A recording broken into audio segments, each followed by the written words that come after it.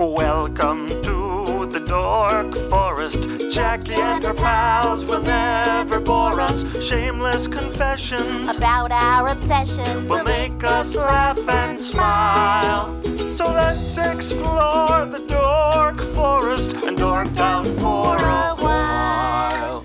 Hi, Rangers. It's me, Jackie Kashian. Welcome to the Dork Forest. It's 2024. Let's do this. Here's the credits, of course. Mike Ruekberg sang that song at the beginning, and he wrote that song, and he sang it with Sarah Cohen, his wife, and he will sing the Mexican hat dance at the end of the program. Also, Patrick Brady, still putting this together. Video, audio, all of it. He's amazing. So, and Vilmos doing JackieKashianStore.com. Squarespace is doing the regular Jackie Kashian page, and I'm thinking of moving the Dork Forest and dorkforest.com away from WordPress because it's driving me nuts. But those are the credits. But if you go to JackieKashian.com, you can get Dork Forest merch. You can get my stand-up merch. You can get my stand-up CDs and DVDs, which you'd have to have devices for those. You can also see videos and find out any number of things. I have another podcast called The Jackie and Laurie Show, but the Dork Forest is the flagship. 18th year. We're doing it, you guys. You can go to my Bandcamp or my YouTube for extra content. Please donate, is what I'm saying. It's 2024, and I think we've been in this long enough. Why don't you guys, everybody send me $100? That's what I'd like you to do. You can PayPal me. There's links all over the pages. You can Venmo me at Jackie Kashian. You can find me at a stand-up show and hand me a sweaty wad of 20s. Do something. But I love doing the show. I would love to make some money, is what I'd like to do. In other news, I'm sure there's more things that I should talk about, but I can't think of them. But let's listen to who's going to dork out about something, because that's my favorite part. Thanks for listening, you guys. You're all great. Let's get into the show. It's me, Jackie Kashian. I'm back in my house, and it's an episode of the Dork Forest. With me, devout Ranger and turns out Daredevil fan, Jonathan Anderson. Welcome to the show, Jonathan Anderson. Jackie, thank you so much for having me. It's so funny because you were like, do you have someone who's going to be talking about this? And I said, I do not. So, and I here's my thing. I have not got to see the TV show, but I have been reading Daredevil for about 20 years. So it's okay. I think it'll be okay. So you haven't seen any of the show, or just since it came back after its long absence? Like just these new since episodes? It came back. Just the new episodes. Yeah. Okay, cool. So, and I only saw the first I only saw it once. You know, a lot of times. It was a pretty intense show. Like I can see how that wouldn't terrifying. Be. Yeah. No, totally. That guy is nailing it. I can see how that would not be everybody's preferred flavor of the character. It's super tense. There's a lot of tension every time Mr. Fisk, Mayor Fisk. I understand that that much I do understand. So, do you read the Daredevils? I have. I read comics via library trades, so I'm always a little bit behind. But Daredevil is one of the ones, like, as soon as that comes in, I grab that before anything else. So did you go back in time? Like, have you read the Bendis ones or the Brubaker ones? Strangely, I haven't had a whole lot of luck getting a hold of the Bendis Brubaker stuff. That is an unfortunate gap, but whatever the libraries have, I will get a hold of. So, well, the Zdarsky one right now is the one we're reading, and it's pretty great, quite honestly. Zdarsky was great. Yeah, it's actually now it's gone over. Now, Saladin Ahmed is writing it. That's right. Wait, that's how far I am, and we do get it. It is on our pull list. Well, and it's fairly recent. He hasn't been on the book that long overall. Okay. I think so. You're close. Yeah, it's and then Mark Waid. Did you get to read the Mark Waid arc? Yeah, that was where I came in initially as a regular reader. Right, sent him to San Francisco. He fought the Purple Man. Those two kids were invented. His identity was a known quantity. Everybody knew. That's when it's become a meme now. But Mark Waid did the "I'm not Daredevil" sweater. He's at some Christmas party. It's right before he gives up and just accepts that everybody knows who he is now. And he's like covered in tinsel and got lights wrapped around him, and his sweater just says, "Hi, I'm not Daredevil." Oh my God. That is clearly Andy Ashcraft's next Christmas sweater. It would be a good That's a good one. Why isn't that a thing? Why is there barking? Should be all right. Calm down. Yeah, Wade Douglas. was kind of the last one to be on that lighter end of the spectrum. We've gone back to the grim and gritty and remained there since then. But his was a Right. nice kind of breath of fresh air moment. Did you see the She-Hulk with Daredevil? Yes. I mean, that's the Daredevil, quite honestly. I would like to see more of that Daredevil. Yeah, Daredevil doing the walk of shame was a pretty great image. That was an amazing. I mean, and the fact that there's no new She-Hulk is, of course, a crime against society. It is. I wish there was more. Yeah, Yeah. they just kind of seem to be throwing everything at the wall and seeing what sticks. So Right, and the guy who actually doesn't like women is back at the helm. So Yeah. there's trouble there, but there is we will actually persevere. there's an episode. There's a brief cameo in the new run of Daredevil episodes from Kamala Khan's dad. Oh, And it was delightful, but it was also a moment of where's she right now? What could she be doing to further the cause here? right. Hell's Kitchen. You always wonder. Daredevil never helps Spider-Man north of 52nd Street. Is that what I'm hearing? And Spider-Man just doesn't. He's not. Well, and that came up during the press tour because everybody asked, are you guys going to be in the next Avengers movie? And Vincent D'Onofrio was very honest and said straight up, I can't. Kingpin's a Spider-Man character. So Sony owns Kingpin. He can't be back on the big screen, which sucks, but That does. And that's interesting that they have not yet loosened that up. Yeah, they can use Spider-Man, but they can't use his villains, I guess, which is why Sony does all of those weird, like Morbius got a movie, Kraven got a movie, all of these characters around Spider-Man got a movie. Please don't bring up Morbius. I don't know if you know this about him, but there was he had some sort of bat radar. It's called sonar, and I'm going to bury you alive. Anyway, so. Yeah, I didn't bother. I haven't bothered with any of those. I watched Venom somewhat against my will, but that was the only one. On the back of the chair on an airplane. I've seen both two of the three Venoms. And you know what? That would be a great way to see it. Yes, right, because they're not bad. They're fine, but they're not great. You get the big picture stuff, but you don't get enough of the details to be going, why am I paying attention this deep? It's so good. An airplane would be a great way actually to do that. Yes. Did you watch, two questions before we get deep into it. Did you see Hawkeye and Fisk? Yes. And then did you watch Echo? I did. When I went back, I rewatched all of the Netflix Daredevil and then his She-Hulk appearances before the new episode started. I didn't go as far as to watch Hawkeye and Echo again, but I saw them when they first came out. I watched Hawkeye is currently in the Christmas rotation because it can be a Christmas movie now.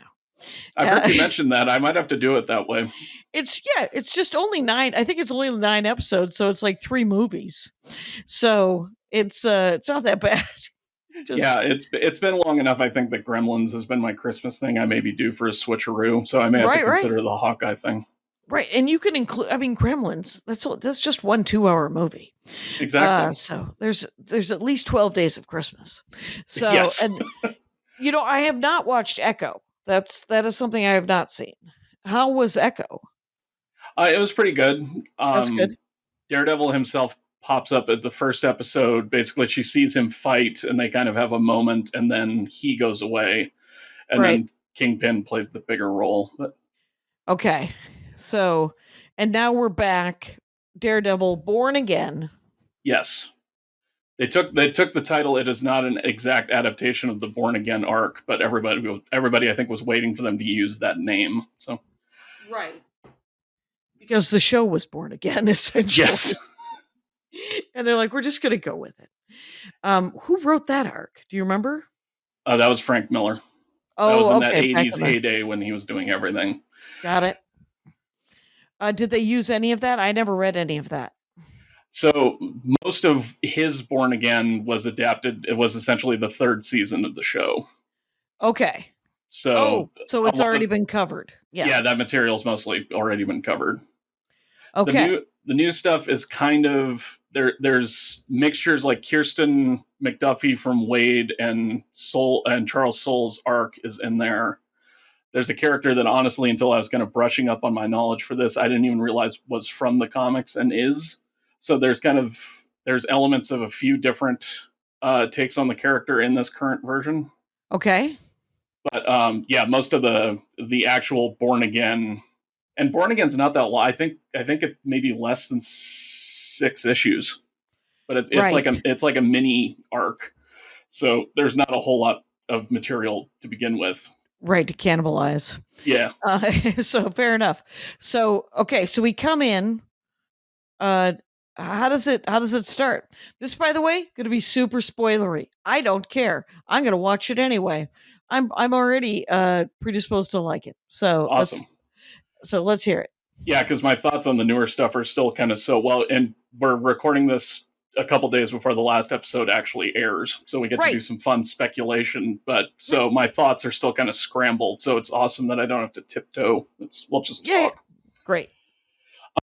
So this new version of the show opens with the shocking death of one Foggy Nelson. Wow. Yeah. In the first 10 minutes. Yeah. The first scene is a fight between Daredevil and Bullseye that ends with Foggy being killed. Oh. Yeah. Wait. So Bullseye's back. Yeah, you can't kill Bullseye. Bullseye's back. Yeah. Bullseye has nearly killed himself in the fight, and then in the last episode comes back. The last episode to air before we record it comes back more fully. Okay. Oh, second to last episode. Yeah. Of this season, this new. Yeah. Okay. Cool. So basically, this new season has been gestating for quite a while, and for a long time it was going to be a version without the characters of Foggy and Karen Page. Okay.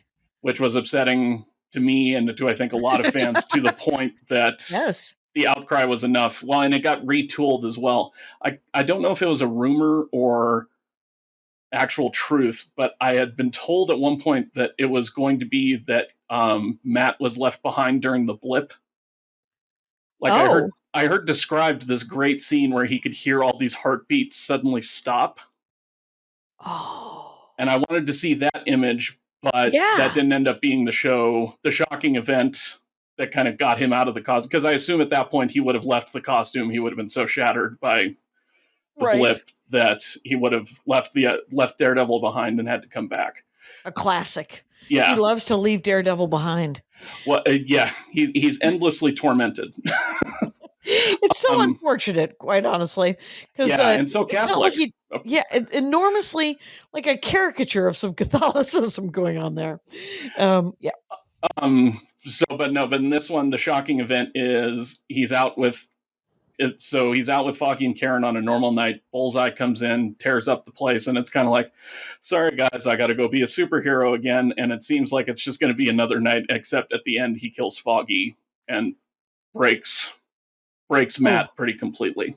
Oh, so Bullseye kills Foggy. Because whenever Bullseye kills somebody, it's always either Foggy. Because Foggy, just so everyone knows, Foggy's been killed before. Yes. Foggy comes back.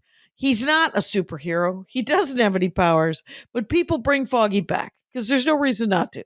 Yeah. Foggy at this point in the comics is a pretty broken individual.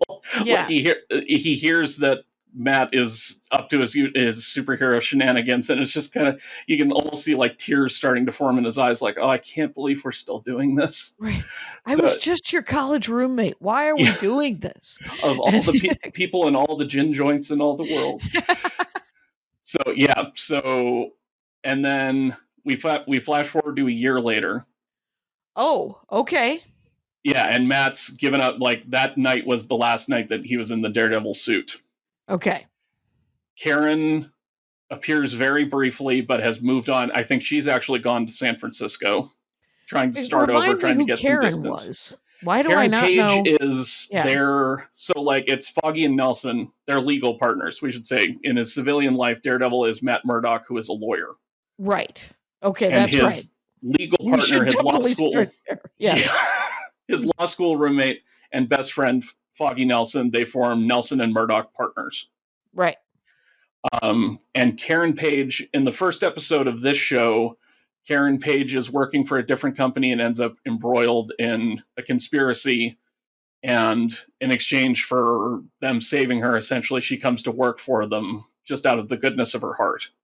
Because they emphasize many times that Nelson and Murdoch makes no money. These are the good guys that, yeah. They're constantly supporting people who have no cash. Yes. So they're doing the right thing at the cost of their own living. Right. In the comics, it's a little more complicated. Karen Page is actually one of the only characters, to my memory, in Marvel history who died and has stayed dead. She's actually been dead since the late 90s. See? Here we go. This is why I feel vindicated. I am Vindaloo because I started reading Daredevil in 2003. So I was so you would have just missed her. I just missed her. She's dead. Okay. So and interestingly, she was killed in an arc written by Kevin Smith, who is Silent Bob of Jay and Silent Bob. Of Kevin Smith fame. Yes, in his brief comics writing period, which I don't think lasted too much longer after that, he wrote an actually really great. I've read his Batman arc and didn't really care for it, but his Daredevil was actually really good. But he's the one who actually ended up killing Karen Page. You know, I forget what writer. It might be Dan Slott, but some comic book writer said, "You do whatever you want during your arc, because you've taken all the toys out of the toy box, but put them back." Yeah. So that the next person has all of the toys to play with again. And there are some writers who love to kill. I think like Bendis killed Captain America for the first time. Like people love to kill somebody huge, you know? Yeah, and then leave the title. That's usually the jumping off point. It's like, dead's gone. Right. Yeah. Yeah, actually, I think Karen Page was that big of a character, but maybe she was. I don't know. Well, no, but Daredevil's relationships are very important to him, and unfortunately have a alarming tendency to end up tragically. Because we all know. I think if you know of the character of Daredevil, you know Elektra died. Yes, Elektra dies. Karen died. Yeah, so Karen died, and then there was whoever he falls in love with, and Elektra, of course, is a bad guy. Who is also not a bad guy, right? Yeah, she's an anti-hero for sure. Which is so sad because I have recently decided that I'm not in favor of anti-heroes. I'm like, I don't mind a flawed hero. And Daredevil is probably the most flawed. Among them, certainly. But, right. Just mostly, but his main flaw is that he beats himself up too hard. Exactly. Yeah, he is his own biggest problem for sure. Right. The Zdarsky arc that just ended had everybody stood up to be Daredevil, and then Elektra took on the costume of Daredevil, and so he's back. Yeah, he went to prison, right? That must be where you're about where you're at. Yeah, well, no, he's out of prison now. But, he's out of prison. Okay. Yeah, and but yes, I am slightly behind, but I like when everybody stood up and was like, "No, I'm Spartacus." And then they put on like just t-shirts that said Daredevil and went out and tried to help people. It's a really nice moment when they do that. Yeah, it was really cool. So Karen Page, just another lawyer who was actually killed in the 90s, but they brought her back for the TV show. Yeah, her occupation was it was more complicated in the comics. I guess I didn't know until I was kind of brushing up on my history, but she was there at the very beginning. Like when the character was conceived in the 60s, she was already there, which I couldn't have told you. But she disappears. She finds out Daredevil's identity. She can't bear the burden of knowing it, and so she moves on, and she's gone for quite a while. She actually comes back in during Born Again and is a heroin addicted porn actress now. Ooh. Because Frank Miller loved to be as gritty as possible. Oh, right. He was gritty. That's what he's known for, the grit. Yeah. And she sold Matt out. She sold his identity to the Kingpin, which is how he got it originally in exchange for drugs. So Right. It's always just, hey kids, don't do drugs. Yeah. Because you end up selling yourself out for just a 10 spot worth of drugs when you could have held out for something more. Yeah, for any number of reasons, but particularly the integrity of it, don't do drugs. Yes. And so she's there. The first episode of the first two episodes, was it a split episode the first episode? Of this new season? Yeah. No. So by the end of the first episode, there's already kind of a new status quo established. So the year later coincides with the sentencing of Bullseye, who Daredevil threw off the roof but did not die. You would have been forgiven for thinking he did, but he did not. So it coincides with his sentencing. Karen says she can't come back, like she's not at peace or whatever. Right. And so then we start the new version of the character, essentially, which I still remain split on. Like, I missed those old characters, but I understand sometimes you have to do new things. It's right. You're just trying to make it more exciting, and it's fine. I think it only felt like a bait and switch because people lobbied so hard to get those characters back, and then we got them back, and they were gone within the span of the first hour. Oh, yeah, that is a little bitter. Yeah. That's a little bittersweet. You're like, oh, we want it. Oh, and now they're gone. So you're pandering, and that is vaguely irritating. All right. Yeah, I think it'll settle better in my memory, but at the moment it still feels a little bit raw. Yeah, fair enough. Supposedly, I think I saw that they have signed deals, both her and the actor who plays Foggy, who I think his name is Eldon Henson. He was in the Mighty Ducks.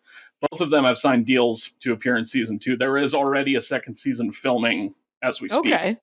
Oh, okay. So it's a hit.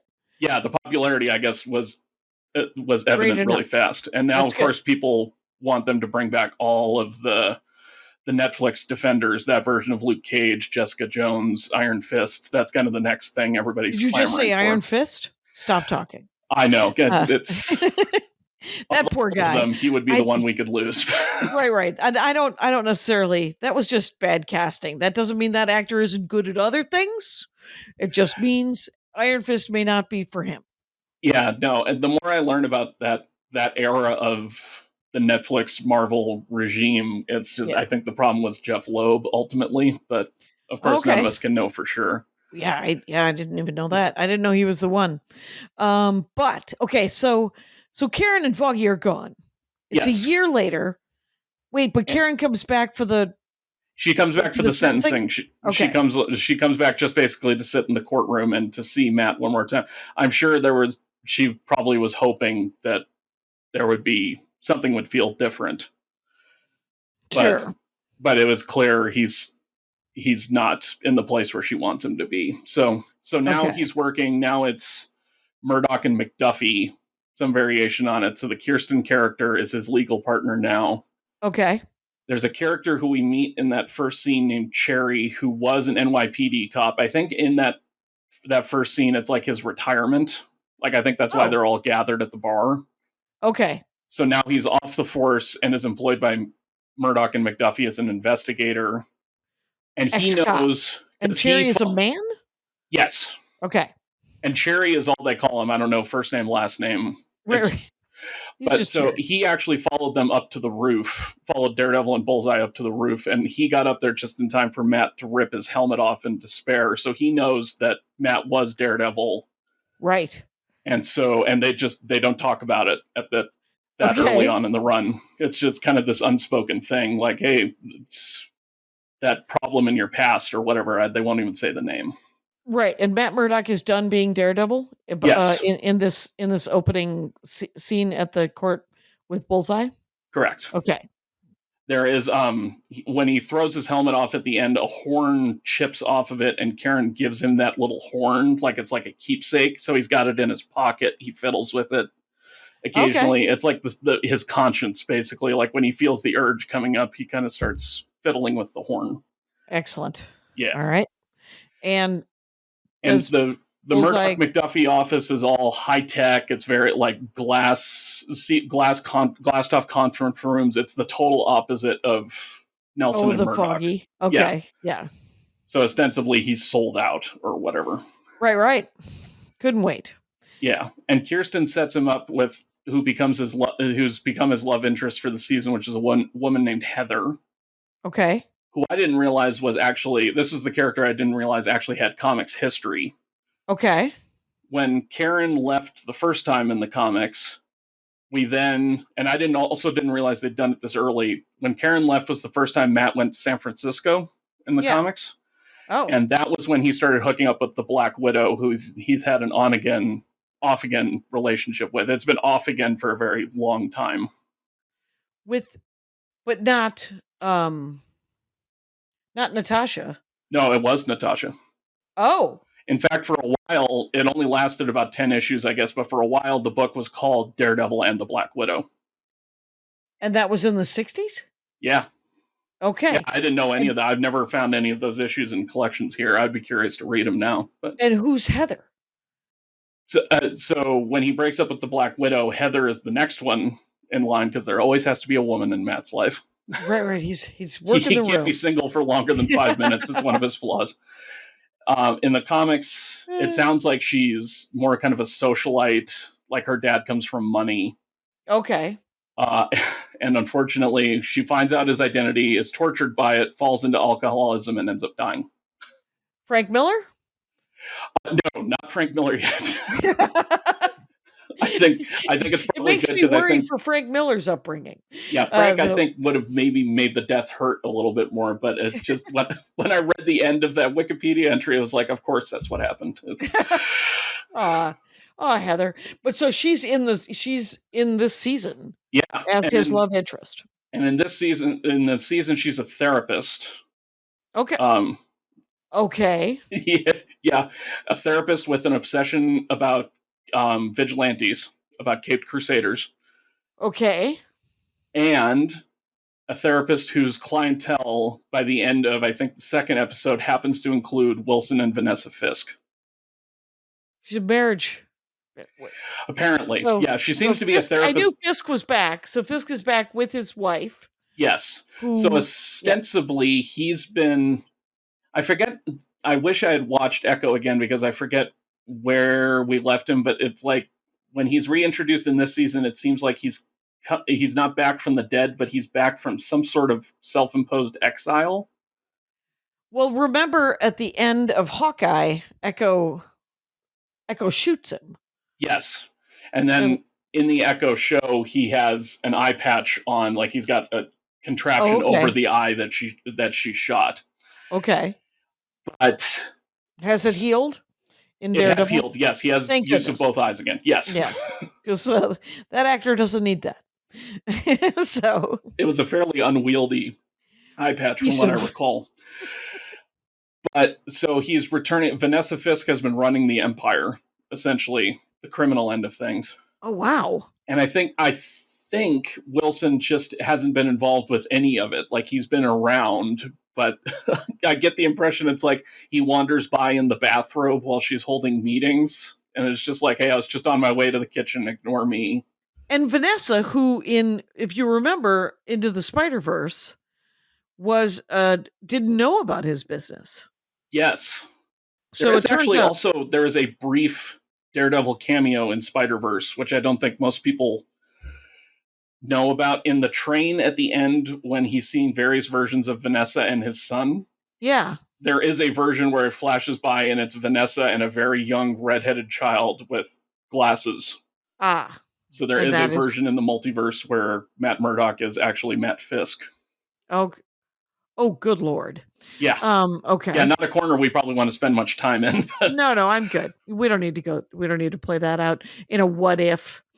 Okay. So Vanessa's running the works. Wilson comes back. And he doesn't care, essentially.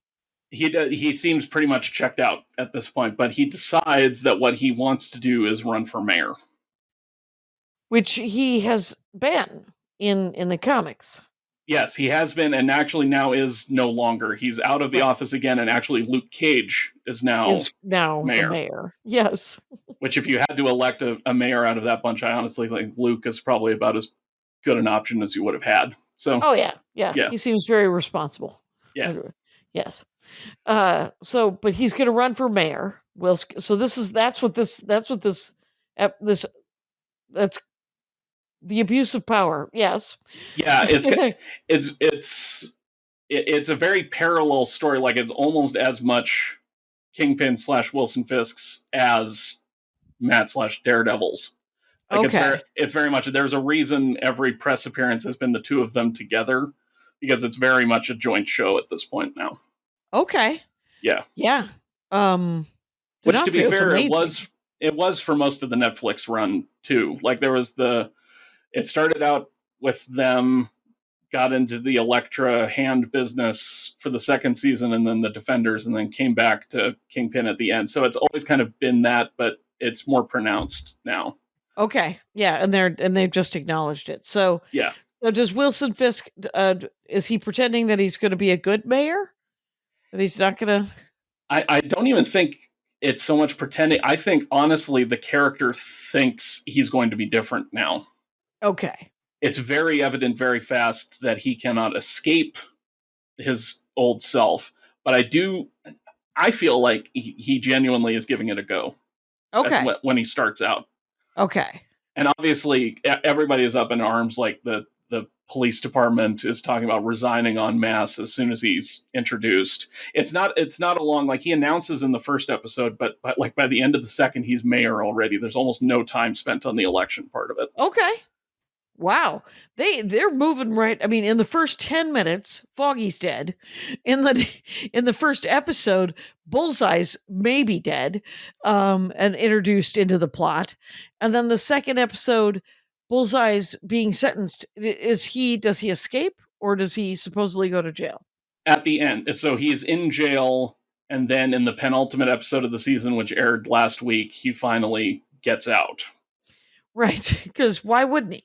You can't introduce Bullseye into the plot. He pulls a classic move from the comics where it's something, he pops out a tooth and uses it like he spits it as his weapon to begin his breaking out, because everything to Bullseye is a weapon. Everything's a weapon. It doesn't matter. Don't give him a pen. No pens.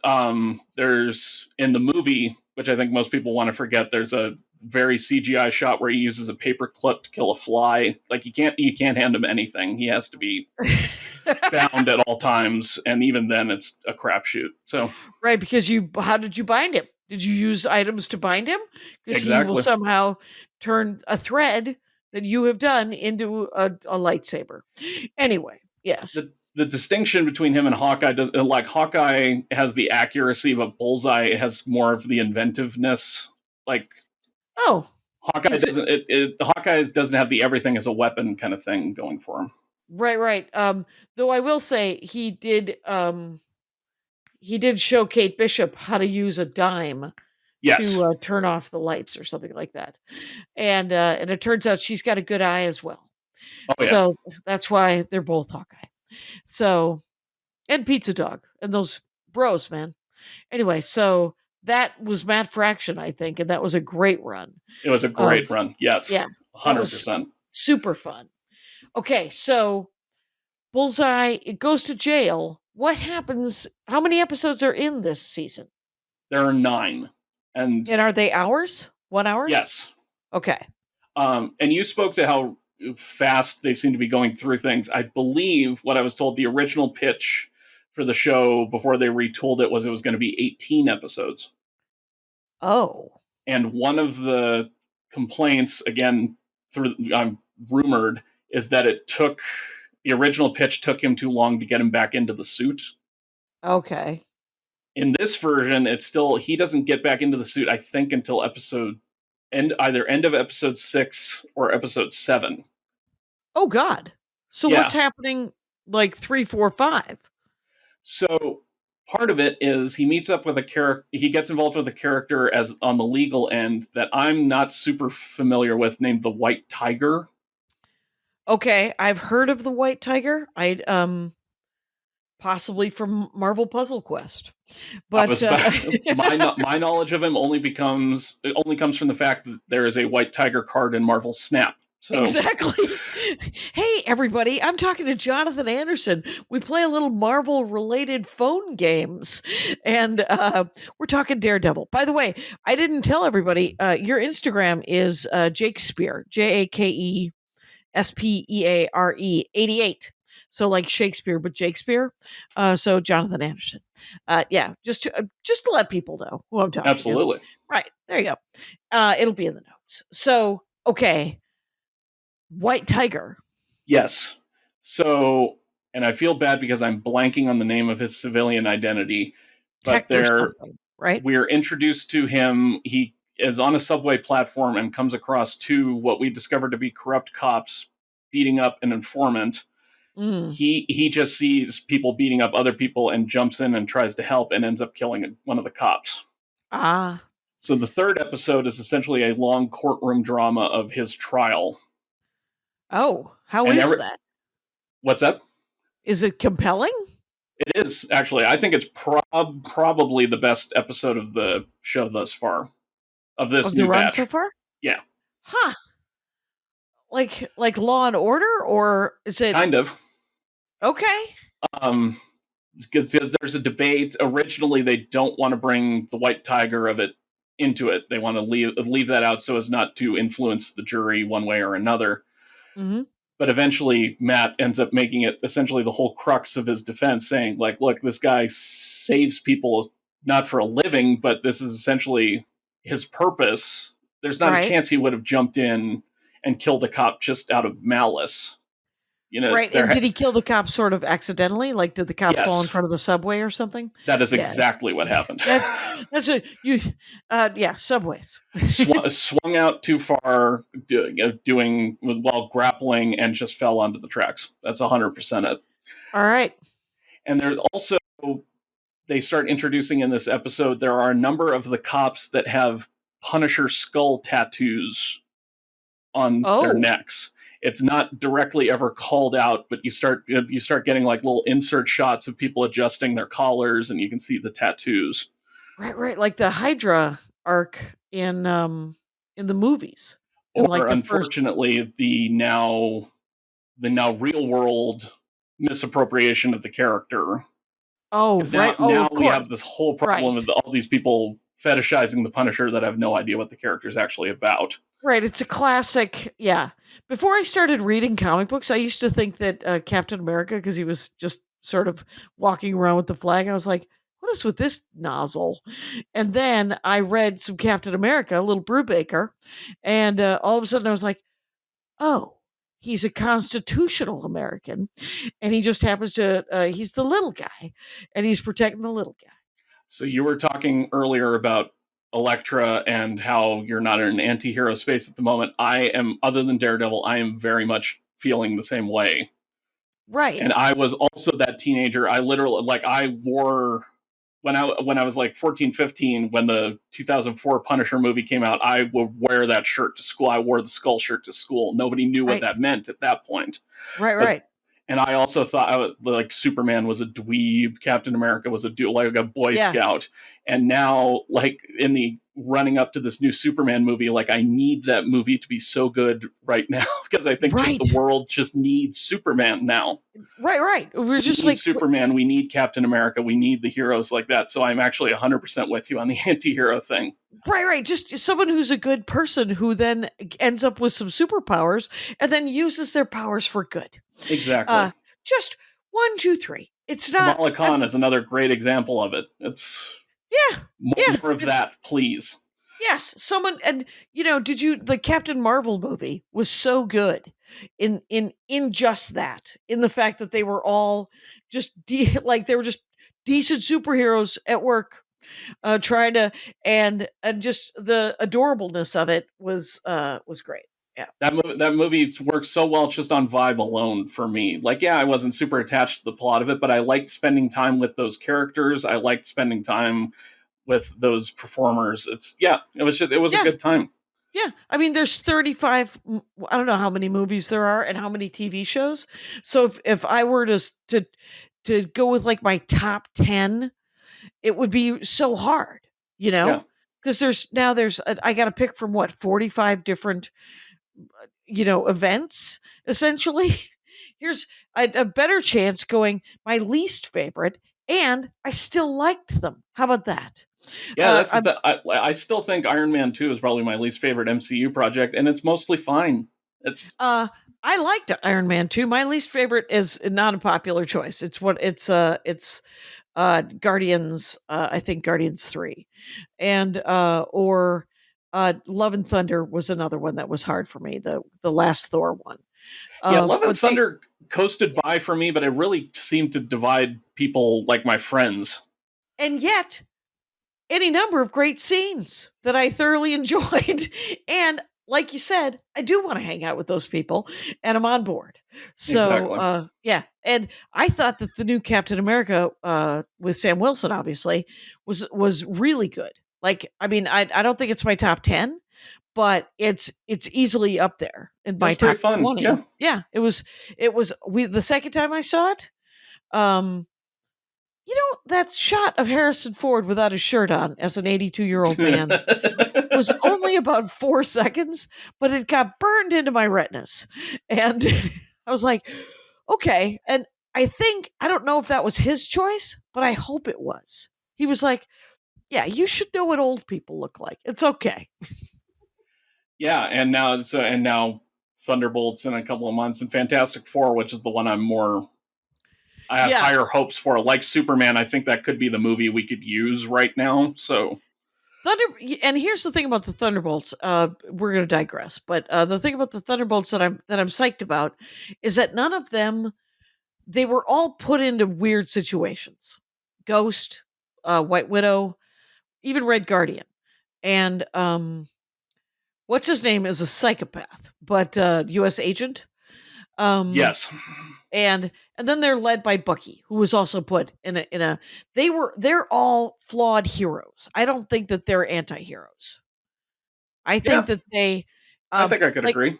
yeah, because I think that, like, I read the Thunderbolts. I wish I could tell you, and some of those, like Taskmaster, uh, in the comic books, because I think Taskmaster is in the movie, but the Taskmaster from Black Widow, Yeah. and but Taskmaster from the comic books was actually a mercenary. Oh yeah, no, he's stone cold evil in the. He's stone cold bad guy, and he is only made good when he's hanging out with Daredevil. He's evil for the fun of it. Evil. So Right. yeah. Right. Yeah. He's So got yeah. that. So I'm Yeah. curious. I'm curious about how that'll all play out. I mean, I'm there regardless. At this point, I'm in for a penny, in for a pound. I'm Right. gonna see it. I'm gonna see it. It's Exactly. I wanted to see some of the, who would have been fun. I am sad about the Doctor Strange multiverse version of the Fantastic Four. Yes. I would have loved that Fantastic Four, but this Fantastic Four might be great. What do I know? You never know, because I mean, they announced that Patrick Stewart is Professor X in Avengers Doomsday again, so maybe they'll find a way to still work them in again. We don't know. It's Right. And I saw Black Bolt was on that Illuminati, and I was like, I would like, even though, of course, and I think it was Steve Mandel, previous guest of the Dork Forest, asking why Black Bolt doesn't just get a whiteboard. Like, I mean, why does it have to go through Medusa? You know what? There may be something there. Right? I mean, that was just nice. About it. Him being there was just nice because it made up for a little bit that brief Inhumans show that nobody ever remembers was even on. I'll tell you what else I watched on the plane the other day was the Eternals, which is much better on the rewatch. Is it? Yeah. I should probably give it another shot. Yeah. It's actually, I think it was so weird because there had been so many straightforward kind of, like, even though they've gone deep into the long boxes for some of these characters, the Eternals, you're going deep into the long boxes. And so I think it was a different thing. The scene I remember most from that movie is him standing in the ruins of Hiroshima lamenting the weapon that he had allowed them to create. Like, if there had been more of that, I would have been on board. But yeah, I should probably give that one another shot. There's also the problem of, like, they want these movies to work ostensibly so they can bring them back into the comics. Like, they've been leaning on bringing the Eternals back hard in the books the last couple of years.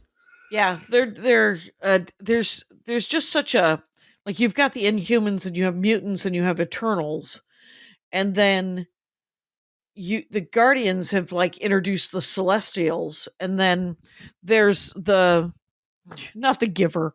What's who was Jeff Goldblum? What kind of character The is he? A Collector.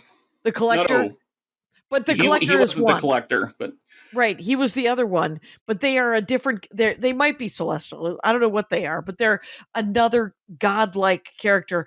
And then there's the Gold People with Adam Warlock that came. Remember Adam Warlock and the Guardians? I do. Yeah, And I I was actually like, liked Guardians 3. He was kind of the one bum note, and even James Gunn has now said he was just like, I kind of wrote myself into a corner in introducing that character, and then turns out he didn't really fit into what else I wanted to do, but I had to use him. Yeah, it dissolved, and I was just like, that was a waste of that character.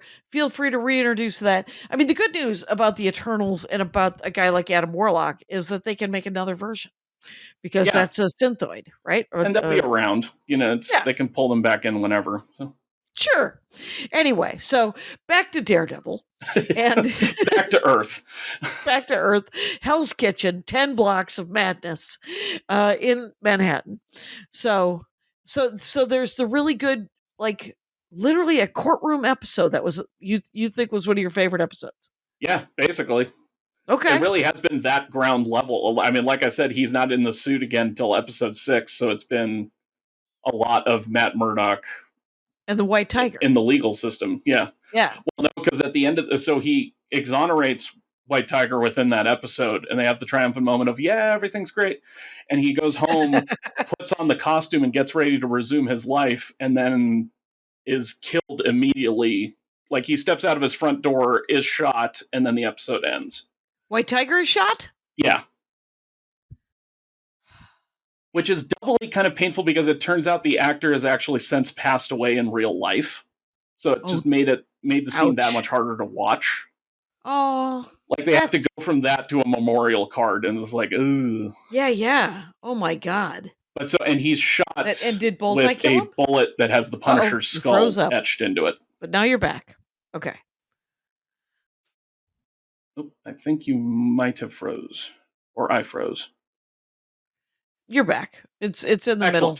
I'm gonna make a note of the time code. Maybe Patrick can clean this up. I think we know we can. Okay. So okay. So White Tiger's killed, but then the actor dies is super sad. Yeah, it's not great. And obviously there was no way they could have planned for it, but it just made for an emotional 1-2 that was not fun. Do you know how the actor passed away? I don't. I wish I did, but yeah. That is because did the writing come after the? I don't think the impression I got from pieces I read afterwards was that they had no idea it was gonna, whatever it was either sudden or well hidden. Oh my gosh, that's amazing. So the White Tiger dies. What does Daredevil? Let's just go back to the. I'm very sorry for his family, but let's go back to the fiction, shall we? Okay. So he's shot, and Matt discovers the bullet, and the Punisher's skull is etched into it. Oh, the cops did it. Bad guy cops. Yeah. There's a brief scene. Again, they announced in advance that John Bernthal was going to be back as the Punisher. He's in one fairly brief scene where he and Matt are kind of debating the ethics. Matt essentially calls him out for hiding from this larger issue surrounding his skull. And then Frank turns around and says, "Where have you been? You know, it's not like you're helping anybody." Oh, right. So wait a minute. So the Punisher, is that the Punisher from the movie? The old movie? No, from the show. From the Netflix version. Which I never saw that. I read a Punisher arc. Oh, that's right. You said you only watched the first season. Yeah. So the second season, the very first episode of the second season starts the Punisher. And he's played by John Bernthal, who you said you have some familiarity with The Walking Dead, right? I read it. I've never watched it. Okay. He played, I forget what the name of Rick's friend was. He played the friend who, when Rick comes back to life, is in a relationship with Rick's wife and kind of is thrown off by him even being there.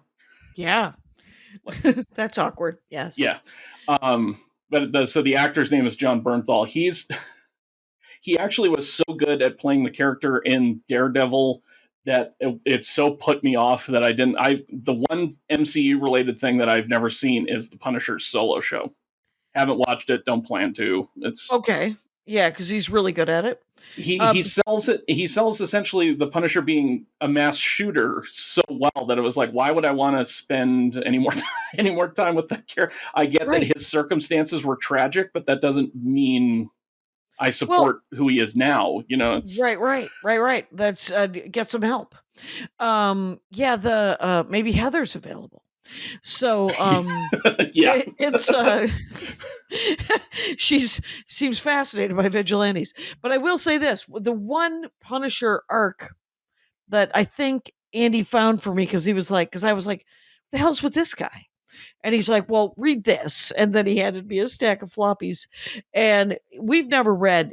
I don't think Andy's into it, so and I wasn't, so I've never encouraged it, but.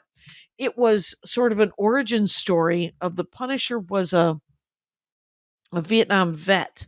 Oh, did he give you Born? I think maybe. Yeah. And he was a Vietnam vet and he made a deal with a demon?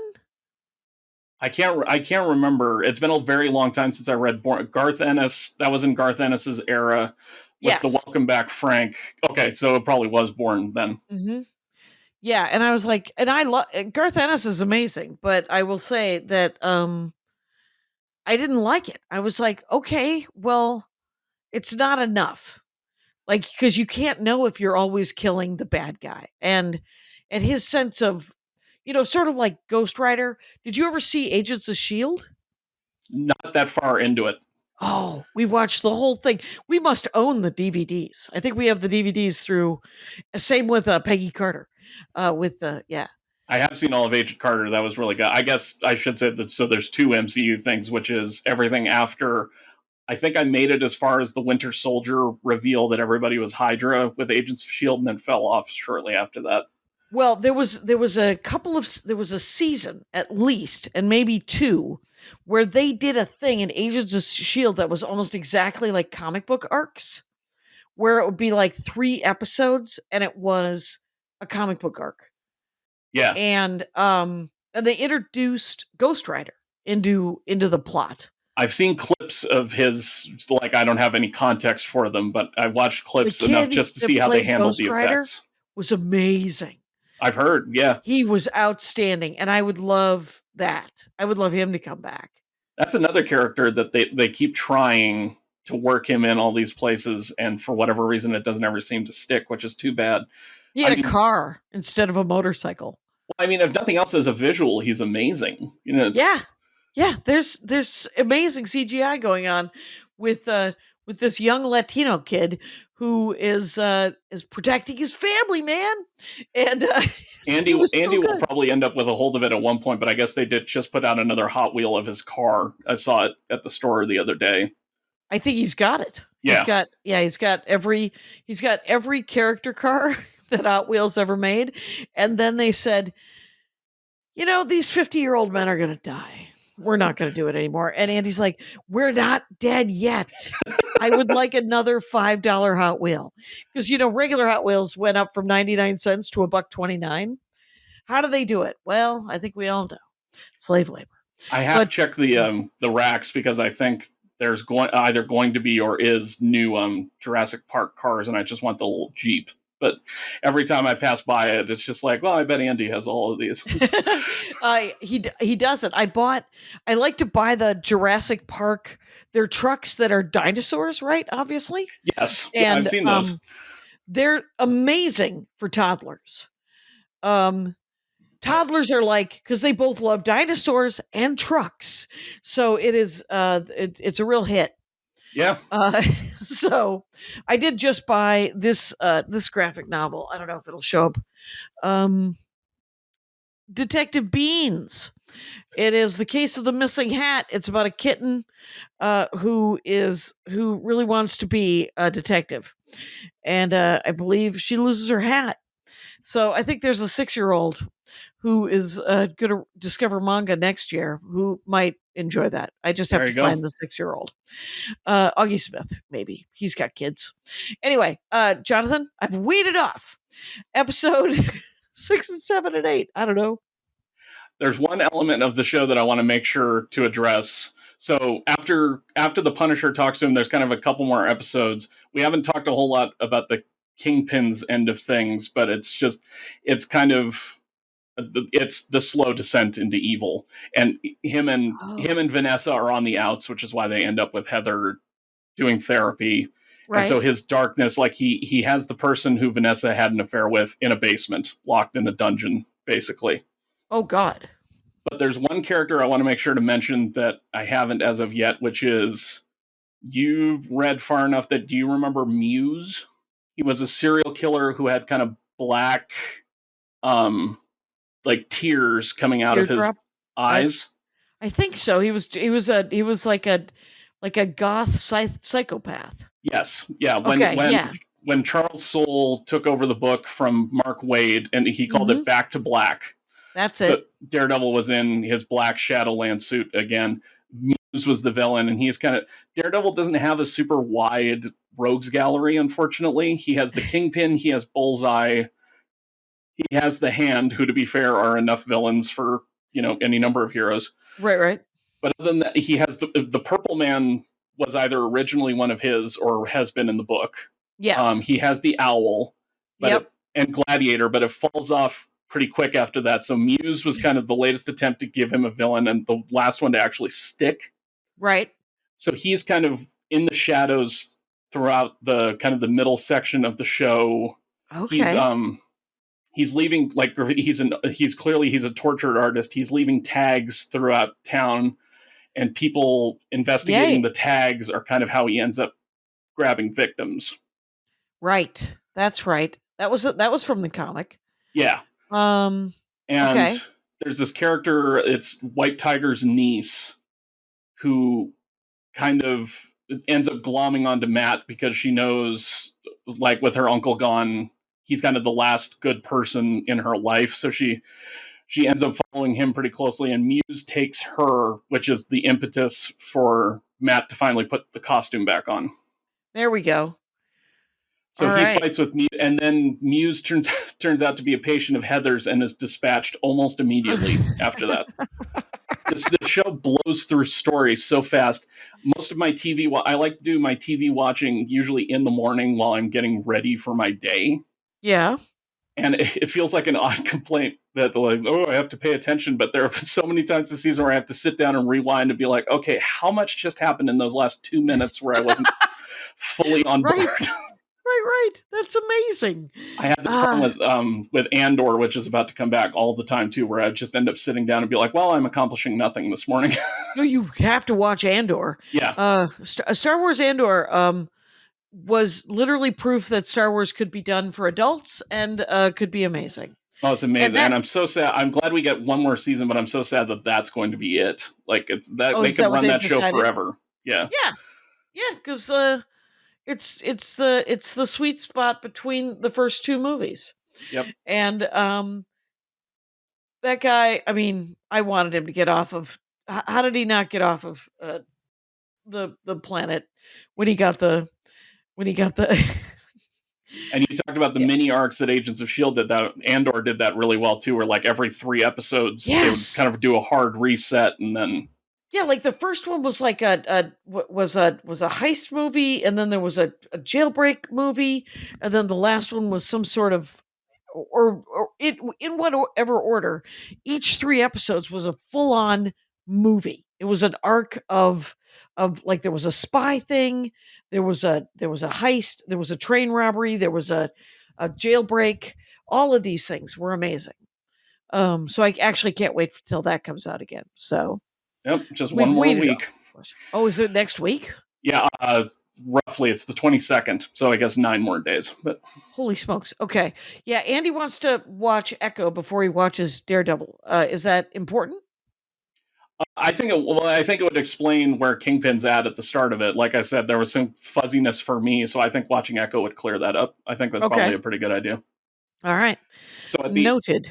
at the end, so where we stand now is in the 8th episode, Bullseye breaks out, and he kind of half realizes. Classically, he knows that the Kingpin has used him, but To become mayor. yeah, well, no, and he arrives at the correct point, but by the insane way. Okay. Because it's Bullseye. So he shows up at this big gala. He's going to shoot he's going to shoot Vanessa because she was technically the Kingpin when he killed Right. Foggy. He's going to shoot Vanessa, and Matt, who just cannot not do the right thing, throws himself in front of the bullet. Dun dun dun.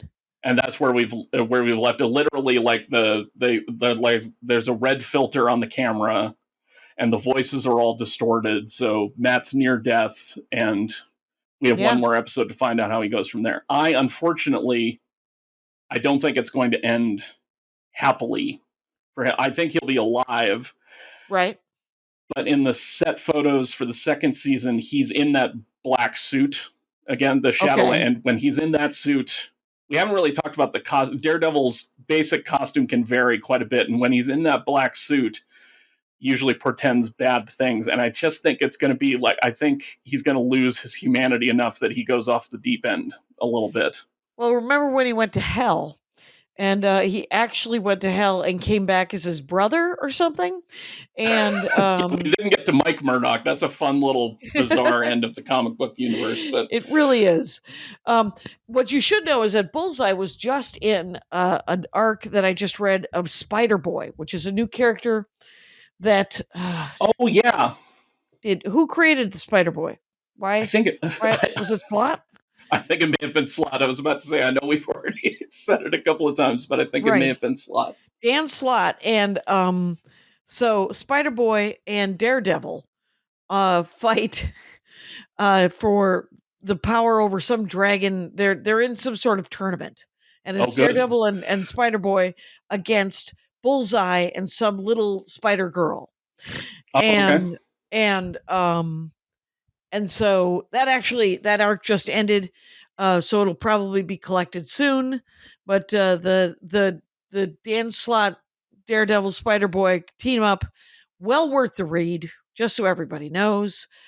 And there's been a fair bit of spider business that I haven't I haven't paid enough attention to. I only read the main Amazing Spider-Man book, but there's been a lot of asterisks noting, you should read this other thing. It's like, okay, clearly I'm not doing enough on this end of the spectrum. And crossovers they're not fair. I don't have an unlimited budget. That's the nice thing about Daredevil is he usually keeps to himself. He's not in the bigger world. As he just had the big Devil's Reign event where Kingpin's mayorship kind of fell, but even that was the street level hero, like the New York heroes. Yep, for sure. Jonathan Anderson, thank you so much for being on the program. It's been an hour. Now we're all going to watch it and find out if you're right. Yes. And it's a good guess that it's going to go dark. Yeah, obviously I hope I'm wrong, but it doesn't... He's better when he's working with kids and with kind of funnier, if you would introduce Squirrel Girl into the plot, Matt Murdock would be just a happy-go-lucky guy. That would be an awesome end of the because he works well in his one cameo in Spider-Man and No Way Home. He clearly gets along with this universe's version of Peter. Right. He gets along with Peter. He gets along with Kamala Khan. He gets along with Spider-Boy. Anyway, it's one of his many similarities to Batman. He needs those sides. He needs his family around him. He needs other people to pull him back from the edge. And I think this version of the show, unfortunately, it's just none of these characters are doing enough to keep him there. So right. So maybe they'll loosen him up a little bit. Maybe he'll get to meet Hawkeye next. And it's sad that there's no new Hawkeye, because that would have been amazing too. Yeah, although she's still floating around. We saw her at the end of the Marvels, so there is some kind of future. We just don't know what kind of future it's going to be yet. Right. They left that open-ended, which is cool. All right. It has been an hour. You, much like myself, could talk about Marvels forever. Let us wrap it up, though. And let me tell people that it's at Jakespeare88. And Jonathan Anderson, thank you for doing the show. Thank you so much for having me. I really was worried about filling the hour, but man, we could have gone on for days. We could have. And Rangers, you know the rules out there. Take care of each other. My hat, my hat, my hat. They're dancing around my hat. My hat, my hat, my hat. Well, what do you think of that? If it looks like a Mexican hat dance and it sounds like a Mexican hat dance, it's most likely a Mexican hat dance. So take off your hat and let's dance. Yay! Oh my God. Why don't we just call that as the end of the show?